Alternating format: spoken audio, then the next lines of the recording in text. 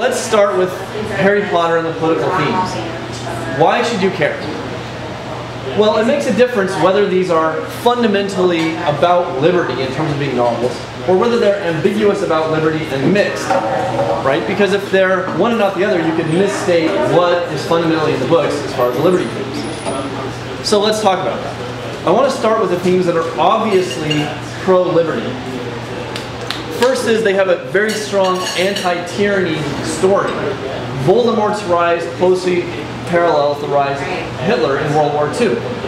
And there are strong parallels. They're both driven by this racism or blood purity in Potter novels. The next pro-liberty theme that's obvious is anti-slavery and oppression. So Hermione, for instance, makes it her cause to fight elf slavery, which the government has sanctioned for a long, long time. Right? So this is another obviously pro-liberty theme. Slavery's bad, we want to get rid of that. Though interestingly, that never resolved in the course of the book. There's still elf slavery at the end. It's just one of those things that never is resolved. The next obviously pro-liberty theme is that power corrupts. Right? A common expression, a common theme in other books, like Lord of the Rings. For example, especially in the 5th book, Order of the Phoenix, which is my personal favorite stuff, you find the Ministry of Magic becoming more and more corrupt. So they put innocent people in jail, they persecute Harry on these bogus charges, they turn to censoring the media, and the minister's agent, Dolores Umbridge, the horrible, vicious person who has her kitty cats on plates on the wall. She turns the school essentially into an indoctrination camp to the extent that she's able to do that. A great summary of this view of the corruption of power is given by Dumbledore. He says to the minister, "You are blinded by the love of the office you hold." And another great example is when Harry has this powerful wand, the Elder Wand, and in the end, in the movie he breaks it. That's not really what happened in the book. In the book, he leaves it in the grave of Dumbledore. And he says, when I die a natural death, the wand will lose its power. And that's a nice illustration of not clinging to this power over other people. So related to the power theme is this idea that we should stand up to abuse of power. So we've already seen some of that.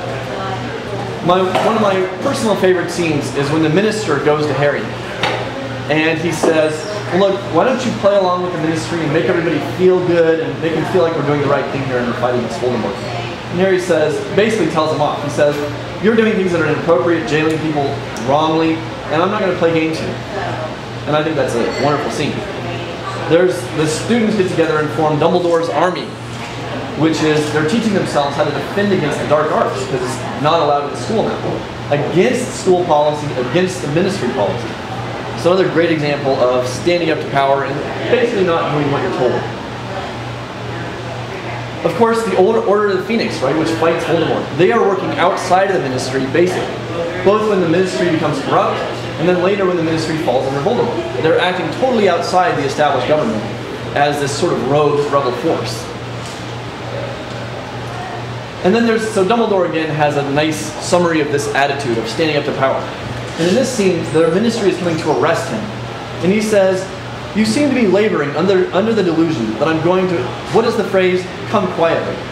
I'm afraid I'm not going to come quietly at all, Cornelius.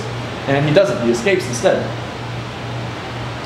And then one final theme that's obviously pro-liberty is the government at its best is protecting people's rights. There are the 3 unforgivable curses.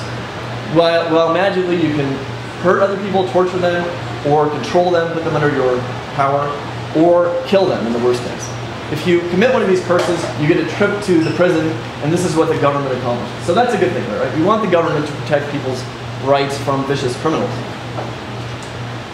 But let's not, the error would be to take these liberty themes and try to extrapolate into a more comprehensive liberty theme that's just not there. Right? This is not advocating some sort of free market utopia, consistent individual liberty, anything like that. Even though Paul Jacob of Common Sense has written a couple of glowing articles about the Potter series. In large, he's on track, mostly. But I want to give you a hint of where Rowling is actually coming from ideologically. And it's basically your traditional English left-wing views.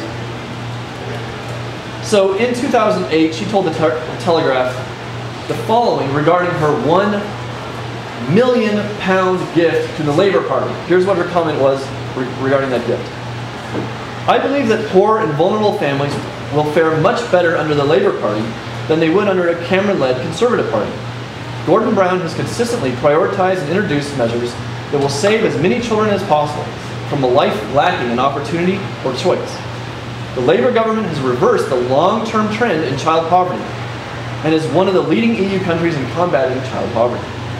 David Cameron's promise of tax perks for the married, on the other hand, is reminiscent of the Conservative government I experienced as a lone parent. It sends the message that the Conservatives still believe the childless, dual income, but married couple is more deserving of a financial pat on the head than those struggling, as I once was, to keep their families afloat in difficult times. And if you know some of the background, you realize that she got divorced and lived closer in the poverty line with her infant daughter for some length of time.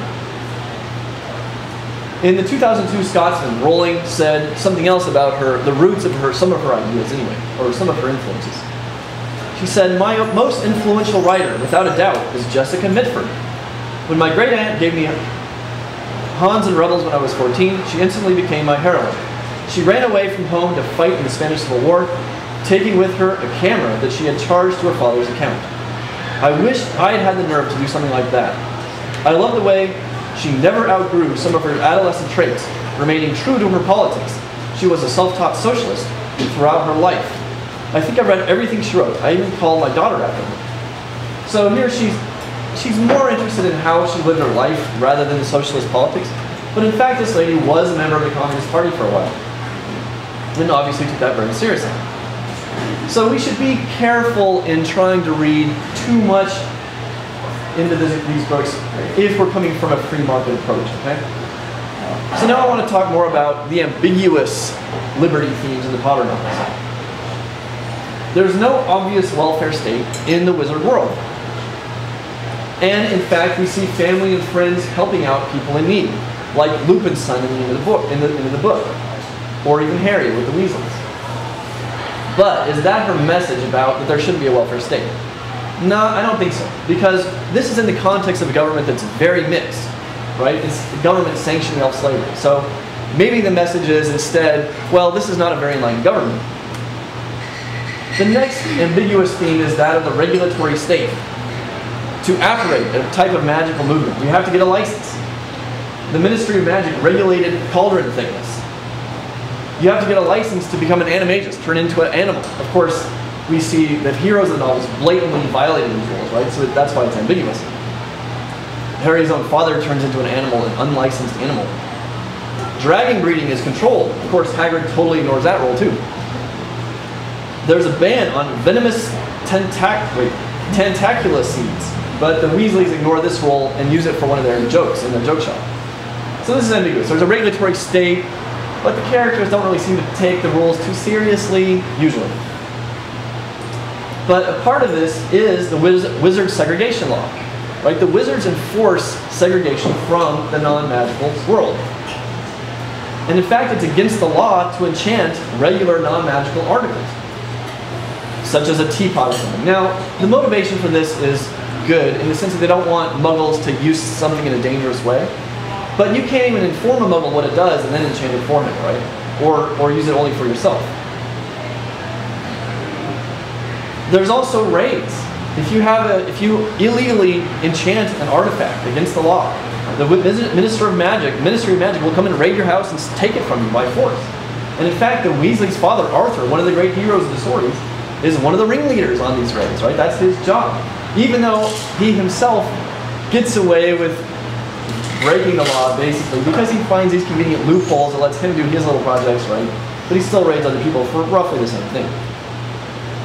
And let's say a muggle sees something they shouldn't. They see somebody flying on a broom or whatever, right? The Ministry can come and wipe their brain, magically. That part of their memory, not their entire memory, against their will. If you say that people rightly control themselves and their bodies, that's a pretty deep violation of rights.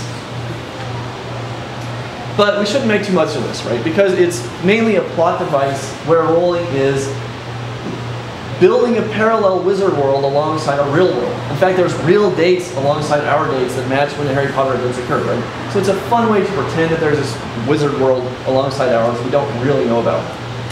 Nevertheless, to the extent that there's something meaningful there, it seems to clash with her broader liberty themes. So what's the summary here? There are definitely strong political themes here, but they're limited in scope. They only address certain issues.